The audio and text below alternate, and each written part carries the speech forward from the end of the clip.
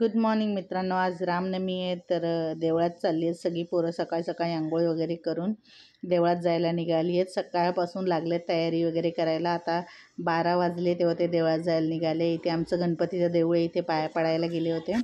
तिथून चाललेत रामाच्या देवळात. खूप गर्दी होती, यांना काही शूट करायला भेटलेलं नाही आहे कारण की आज खूप गर्दी असते. बघू शकता किती लाईन आहे इकडे, आजूबाजूला सगळी गर्दी आहे. अजिबात जागा नव्हती शूट वगैरे करायला, सगळी माणसं होती. कसं तरी खूप 1-1.5 तास लाईन लावून त्या लोकांना नंबर भेटला. त्याच्यानंतर बघू शकता तुम्ही, पाया पडायला पण जास्त काही भेटलं नाही कारण की गर्दी असल्यामुळे काय कोणाला जास्त वेळ मंदिरात राहून देत नव्हते, सगळ्यांना बाहेर काढत होते. यांचा फायनली नंबर आला आहे पाया पडायला. बघू शकता आमच्या गावातलं रामाचं देऊळ आहे. आता ते पाया पडत आहेत. फक्त पोरीच गेल्या होत्या आणि त्यांना खूप गर्दी झाली. तिकडे एक तर ऊन पण खूप होतं, गरमी होती आणि त्याच्यामध्ये दुपार झाली त्यांना जाता जाता आणि एवढी गर्दी होती.